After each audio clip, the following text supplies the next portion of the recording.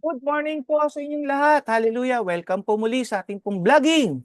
Okay, so patuloy po tayo sa pag-aaral. Paano ba natin marireceive ang isang tunay na pagpapala na nagmumula sa Diyos? Amen. Alam niyo po ba na ang Diyos ay naging mahirap para lahat tayo na nananampalataya kay Kristo ay magkaroon po ng kaginhawahan. Maging mayaman tayo, sabi ng salita ng Panginoon. He became poor so that we can become rich. Hallelujah. So there's nothing impossible kay Lord. Ngayong year of 2025, may favor si Lord sa bawat isa sa atin. Amen. Hallelujah. So pag-aaralan pa natin, paano ba natin marireceive talaga yung blessing ng Lord? Ready ka na ba dyan? Okay, so sulat mo na to ha. Sasabi nga dito sa Psalms 37 verses 4 to 7, delight yourself in the Lord and He will give you the desires of your heart. Verse 5, commit your ways to the Lord, trust Him also and He will do it. Verse 6, sabi dito, He will make your righteousness, your pursuit of right standing with God, like the light and your judgment like the shining of the sun. Verse 7, be still before the Lord and wait patiently for Him and entrust yourself to Him. Do not agonize because of him who prosper in his way, because of the man who carries out wicked scheme. Praise the Lord. So, pag pinag-usapan po natin, ang una po, kailangan maging delighted tayo kay Lord. Masaya ka ba na naglilingkod kay Lord? O hindi ka pa naglilingkod kay Lord? So, kailangan mong mag-serve kay Lord. Kailangan mong maging masaya sa Panginoon. Ang pagiging masaya po talagang nandun yung enthusiasm. Hindi lamang po sabi mo masaya ka pero alam mo pag pumupunta ka sa service na talongkip, ano ba yun, nakaganito yung iyong kamay pag nagsa-service ka o nagpo-praise and worship ka, nakaganyan yung kamay mo. Hindi po. Kailangan mong itaas yung kamay mo. Kailangan mo nandun yung emotions mo pag ikaw ay nagwo-worship kay Lord, di ba? At ang bukang bibig mo, laging bukang bibig ng masaya ka kay Lord. Hindi puro reklamo. Yun yung pagdi-delight natin sa Panginoon. Number 2, sabi diyan, commit to the Lord. Commit yourself, your ways to the Lord. And trust Him that He will do it. Ano ba yung kinukomit mo kay Lord? Baka naman kulang ka sa commitment. Di ba? Committed ka dito sa bagay na to, pero hindi ka committed kay Lord. Kapatid, 2025, maging committed ka na kay Lord. Ito yung iyong itatak, ito yung iyong goal, di ba? Maging committed ka ngayong year na to kay Lord. Hallelujah. At ang last is be still before the Lord. Be still. Ano ba yung be still na yan? Maghintay ka. Yung minsan kasi gusto natin lahat instant. Kaya nga na lahat na lang pag instant instant kape, instant noodle, lahat instant na lang, 'di ba? Tataas na lang ang kamay natin doon sa restaurant tapos instant na lang darating yung only rice natin, instant na lahat. Hindi po ganoon ang gusto ng Panginoon. Kailangan din matuto tayong maghintay. Be still before the Lord, wait patiently for Him and trust yourself to Him. Maghintay ka lang. Ano man yung pinagdadaanan mo, kapatid, lilipas din yan. Kasi nandun yung kagalakan mo sa Diyos, committed ka kay Lord, at ay naghihintay ka lang Kanya pong answered sa mga prayers mo. God will answer you. Wait ka lang. Amen? May hindrances po kasi pag hindi tayo tumatanggap sa Lord. Ano kaya itong mga hindrances na to? Bigyan kita ng 3 bagay din ng hindrance. Ito po ay matatagpuan natin sa James 4, verses 2 to 3 at sa Hebrews 11 to 6. Sabi ng James 4 verses 2 and 3, you do not have because you do not ask God. Ano ba yung hinihingi mo kay Lord?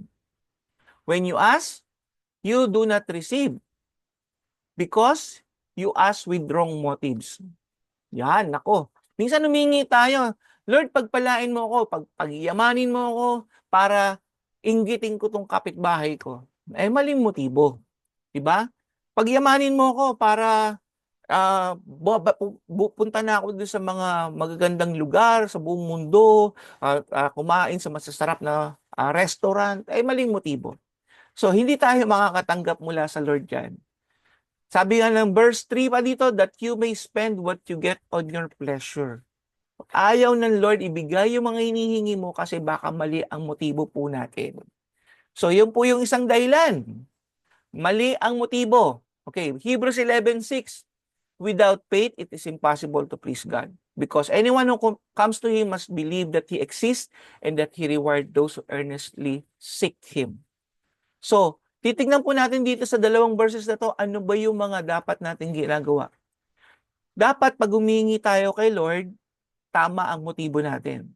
Okay, number 1, kailangan tayong humingi. Humingi sa tama. Number 1, paghingi. Number 2, tamang motibo. Pangatlo, tanggalin yung pagdududa or unbelief. Ulitin ko ha, kailangan tayong humingi para makatanggap tayo. Pag hindi ka humingi, hindi ka nagpe-pray, hindi ka makatanggap. Number 2, kasi sabi mo nga, minsan, maaaring sabi mo, ay, alam naman ni Lord yung pangangailangan ko. Di ba meron nga sa isang verse sa Bible, isang bulag, sumigaw ng, Lord, Lord, Lord. Lumapit naman si Jesus. Ang tanong ni Jesus, anong gusto mo sa akin? So hindi ba, ibig sabihin, ikaw ay bulag, sumigaw ka nga ng Lord, Lord.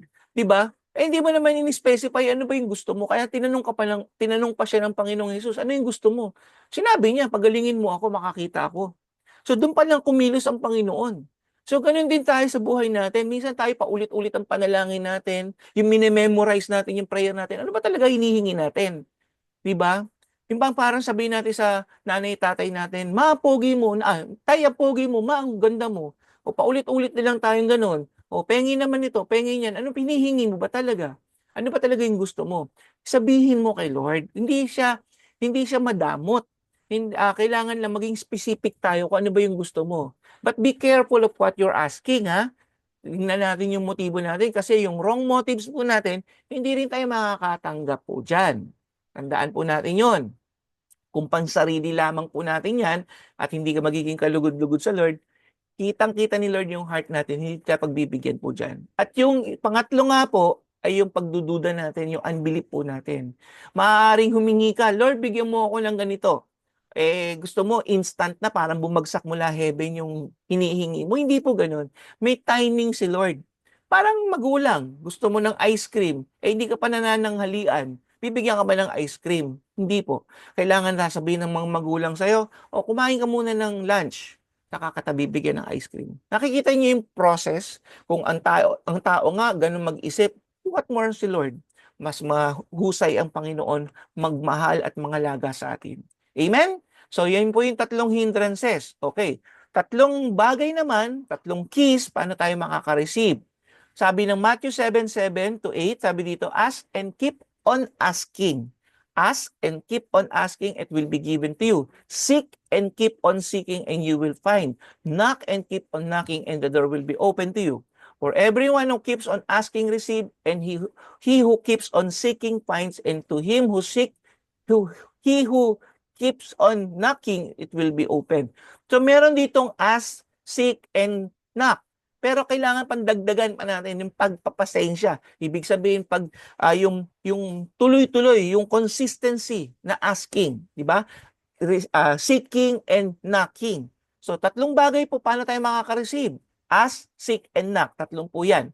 So when you pray, when you ask God, di ba? You keep asking. Keep seeking the Lord. Hindi lamang puro asking kasi tao puro asking lang na asking. Parang lagi nilang may listahan sila ng bibilin sa Lord, hinihingi kay Lord. Hindi po ganun po si Lord. Hindi po siya supermarket. Okay? Hindi po hindi si Lord alam niya yung needs po natin. Hindi siya supermarket na Lord, ito yung needs ko, bla bla bla bla, dami-dami, di ba? Hindi po ganoon. When you ask God, may kadugtong po yan dito sa Matthew 7:7. You must continue and keep seeking the Lord. Ulitin ko po, tatlong bagay po yan. Ask God, pray to God, ano man yung desire ng heart mo. Then mag-seek ka kay Lord, hindi puro hingi.